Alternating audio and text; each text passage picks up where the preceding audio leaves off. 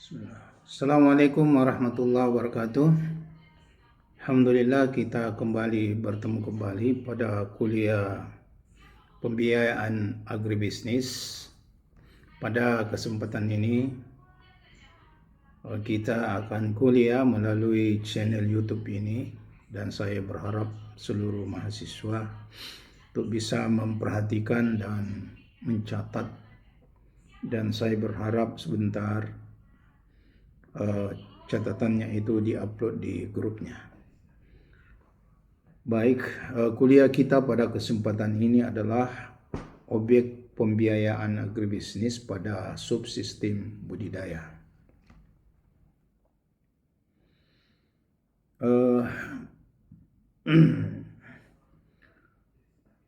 Pembiayaan subsistem budidaya yang kita maksud di sini adalah pembiayaan yang berfokus pada aspek produksi pertanian, peternakan, begitu pula perikanan dan kehutanan. Nah, pentingnya pembiayaan ini sebab bisa membantu para petani dan pelaku agribisnis untuk mengakses sumber daya yang berhubungan dengan subsistem budidaya. Kemudian tentu bisa mendukung produktivitas dan keberlanjutan dari usaha agribisnis.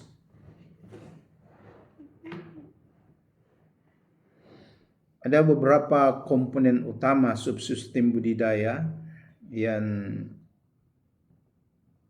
akan dibiayai dalam subsistem produksi. Yang pertama yaitu jenis dari tanaman pangan, produksi tanaman pangan. Seperti komoditinya atau yang termasuk dalam tanaman pangan ini adalah padi, jagung, kemudian gandum dan kedelai. Kemudian komponen subsistem budidaya lain adalah budidaya hortikultura. Nah, di sini ada sayuran, Sayuran ini seperti cabai, tomat, kentang, termasuk ada buah, itu masuk dalam kelompok seperti mangga, jeruk, dan termasuk apel. Kemudian ada komponen dari subsistem budidaya yaitu tentang perkebunan. Jadi pembiayaan pada subsistem agribisnis, komponen perkebunan di sini, misalnya pada proses produksi kelapa sawit, karet, termasuk kopi, dan termasuk kakao. Kemudian komponen subsistem budidaya termasuk peternakan, di dalamnya misalnya ada ternak besar, misalnya sapi, ternak kuda, dan ada komponen lain seperti ternak kecil, di dalamnya misalnya ada kambing, ada domba, ada biri-biri dan sebagainya. Kemudian dari komponen budidaya subsistem budaya lain, misalnya dalam budidaya perikanan, di sini komponen yang biasa dibiayai yaitu termasuk ya budidaya ikan air tawar ya. Kemudian ya termasuk budidaya ikan di air laut. Nah, kemudian sumber pembiayaan ya seperti yang lain ya yang lalu pada kuliah kita. Ada sumber internal, misalnya modal pribadi ya. Jadi modal yang kita peroleh, yang kita miliki sendiri untuk kita gunakan dalam pembiayaan subsistem produksi. Kemudian untuk sumber internalnya lain, mungkin ada investasi dari keluarga atau kelompok sendiri. Ya. Kemudian untuk sumber eksternal, ya kita bisa memperoleh sumber pembiayaan dari ya berupa mungkin kredit perbankan atau KUR, ya berupa mungkin KUR atau pinjaman ya komersial. Mungkin juga kita akan bisa peroleh ya sumber pembiayaan itu dari lembaga keuangan non-bank. Katakanlah misalnya koperasi ya. Sekalipun sekarang ini koperasi tidak terlalu berkembang, tapi itu bisa menjadi salah satu sumber pembiayaan eksternal koperasi. Kemudian mungkin ada sumber pembiayaan berupa hibah ya. Apakah itu dari pemerintah atau organisasi non pemerintah ya. Mungkin dari pihak dunia luar atau ya dari organisasi yang mungkin sifatnya internasional.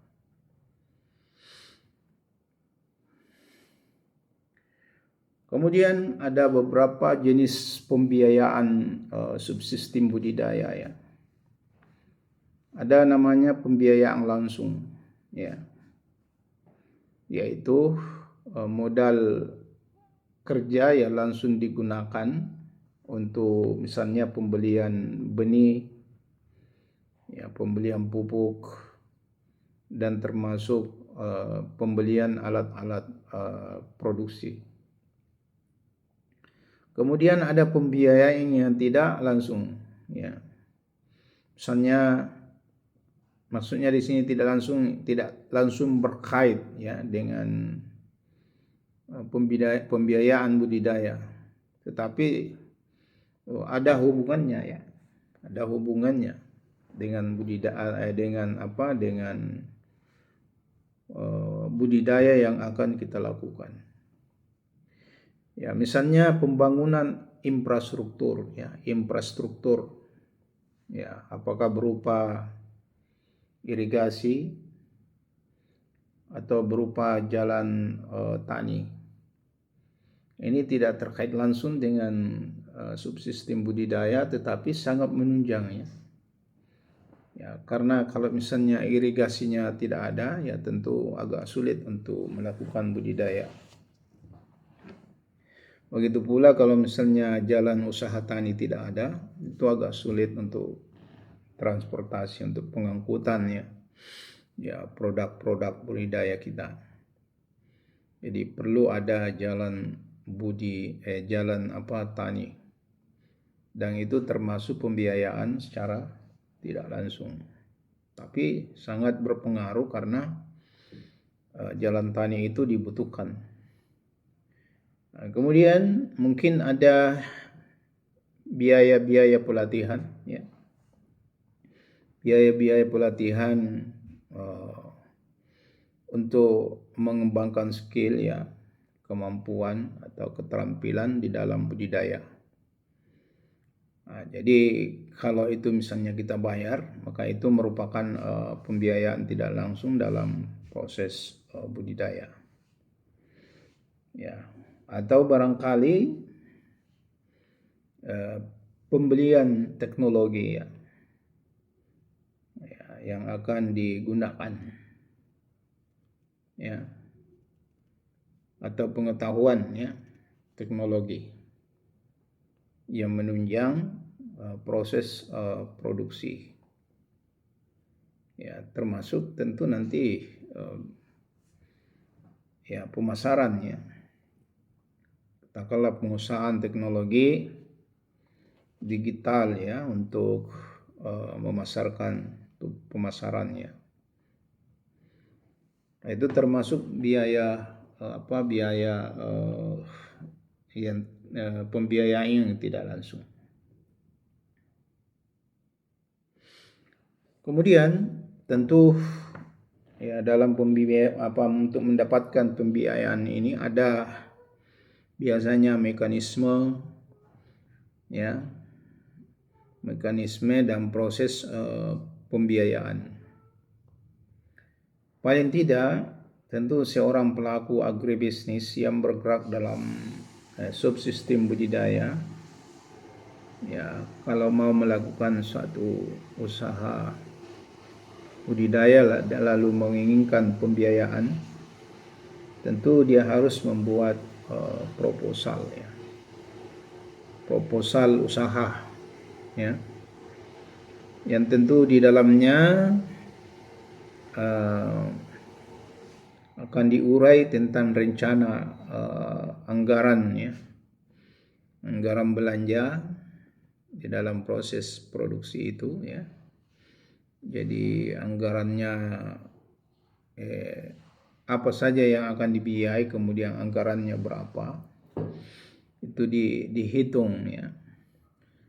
Kemudian di samping itu di dalam proposal itu mungkin dibuat juga proyeksi dari hasil produksi yang akan kita hasilkan dari budidaya itu. Nah, dari gambaran itulah nanti pihak pemberi biaya akan menilai ya apakah usaha yang akan kita lakukan itu layak untuk dibiayai atau tidak. Kemudian tentu yang akan menerima atau yang akan memberikan pembiayaan, dia akan melakukan evaluasi dan verifikasi.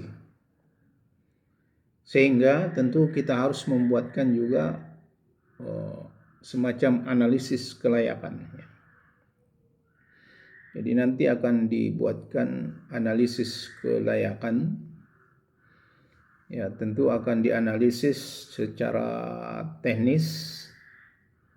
Ya, aspek-aspek teknis. Apakah itu layak atau tidak. Misalnya di mana letak lahannya, berapa luasnya, apakah tanahnya itu mendukung untuk bisa berproduksi atau tidak. Ya, jadi di mana letak lahannya, bagaimana sumber airnya, bagaimana sarana prasarana yang lain seperti jalan apa segala macam ya, termasuk yang mendukung seperti sarana listrik dan air. Itu tentu secara analisis secara fisik. Termasuk tentu akan ada analisis sosial. Ya, bagaimana penerimaan masyarakat terhadap rencana budidaya kita. Ya, apakah masyarakat di situ misalnya menerima atau tidak. Nah, kemudian ada analisis finansialnya, ekonominya.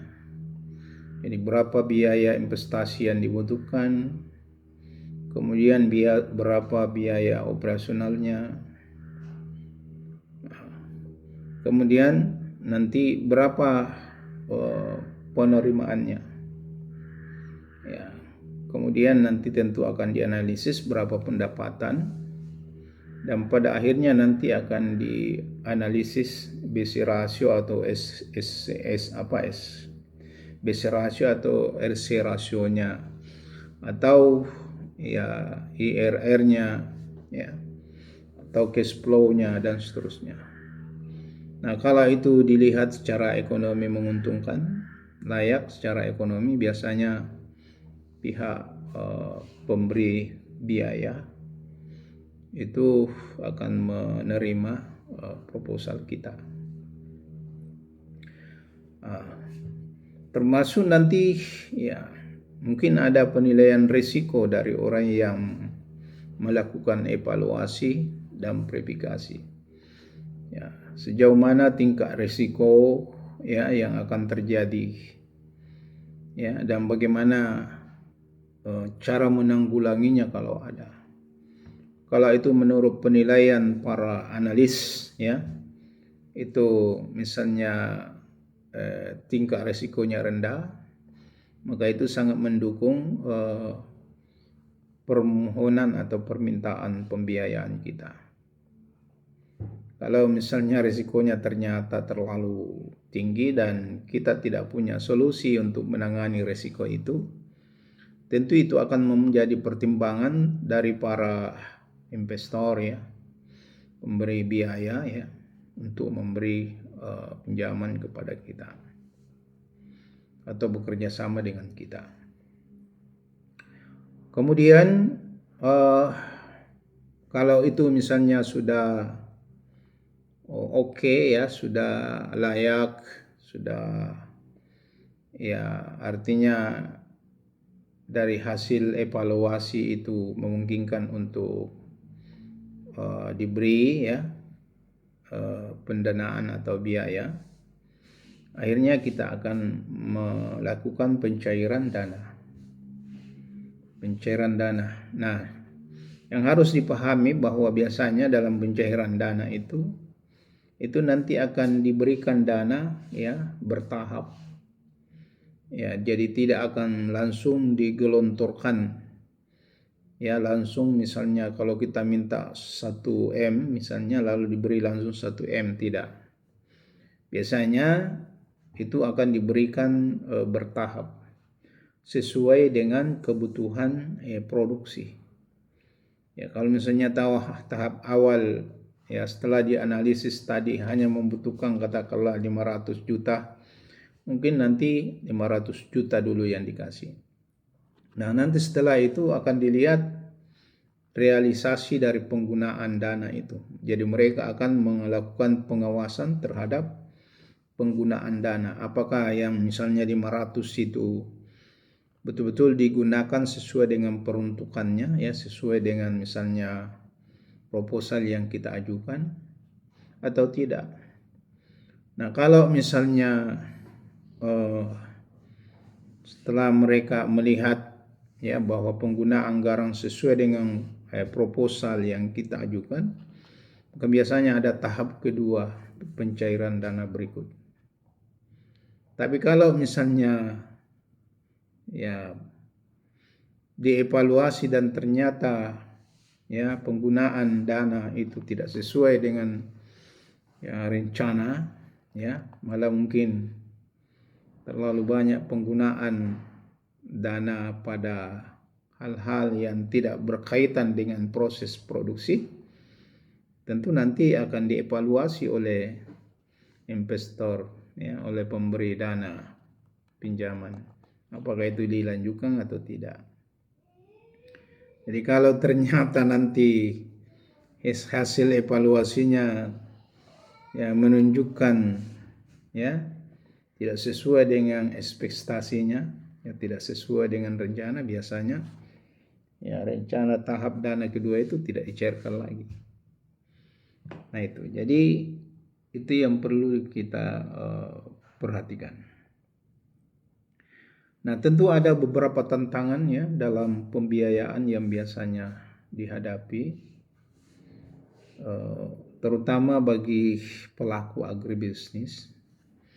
Yang pertama menyangkut tentang aksesibilitas, ya, aksesibilitas. Biasanya untuk pelaku agribisnis itu terbatas aksesnya, ya. Apalagi kalau dia seorang, ya, petani kecil, ya, biasanya agak terbatas, ya, akses petani kecil itu ke kelembagaan keuangan. Nah, itu.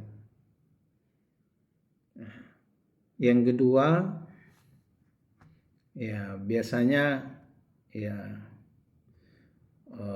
risiko produksi itu terlalu besar, ya. Ini karena disebabkan ketidakpastian alam, ya, atau iklim, ya, dan termasuk faktor lain yaitu serangan hama. Nah, ini mengakibatkan risiko produksi di dalam agribisnis itu terlalu tinggi. Kemudian dari segi manajemen keuangan, biasanya pelaku agribisnis, terutama para petani-petani kecil itu kurang literasi, ya, tentang keuangan.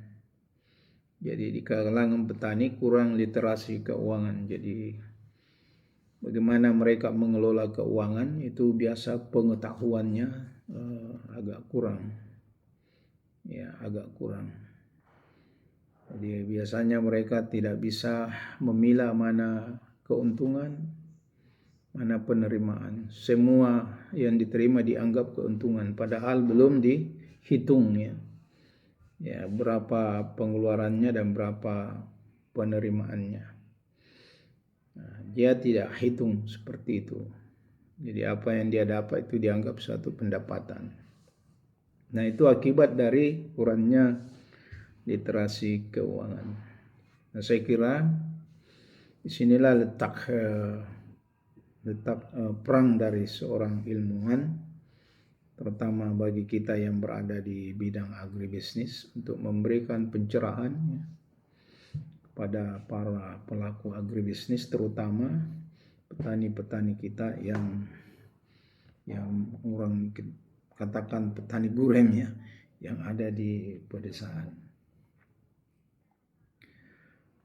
Oleh karena itu tentu harus ada solusi, ya, yang bisa kita upayakan, ya. Ya, misalnya, ya, supaya mudah pelayanan bagi penyedia pembiayaan, ya, mungkin dia bisa, apalagi di sekarang era digital, ya, bisa melakukan digitalisasi layanan keuangan.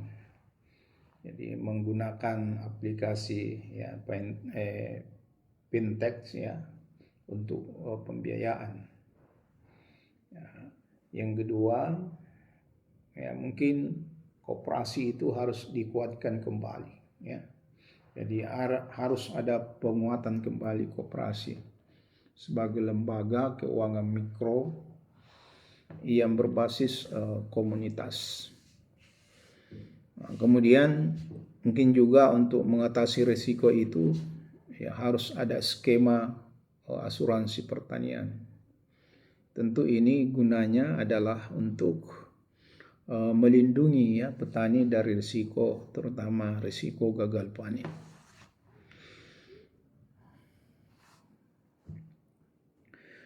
Baik, jadi dari kuliah kita yang singkat ini, saya ingin mengambil kesimpulan bahwa pembiayaan subsistem budidaya agribisnis itu sangat memerangkan, ya, peran yang sangat penting, menjadi, ya, peran kunci, ya, dalam mendukung tentu keberlanjutan sektor agribisnis. Jadi tanpa pembiayaan tentu agak sulit, ya, untuk keberlanjutan dari sektor agribisnis ini. Yang kedua, tentu diperlukan kolaborasi, ya, antara pemerintah, termasuk lembaga keuangan, dan pelaku agribisnis untuk mengatasi tantangan dan untuk memaksimalkan potensi, ya, baik potensi petani sendiri, ya, maupun potensi pihak pemberi pembiayaan. Saya kira demikian, ya, apa yang saya sempat sampaikan menyangkut tentang pembiayaan subsistem agribisnis dari sektor produksi. Saya kira itu, semoga bermanfaat. Saya akhiri, nasrun minallah fatul karib wa basyiril mu'minin. Assalamualaikum warahmatullahi wabarakatuh.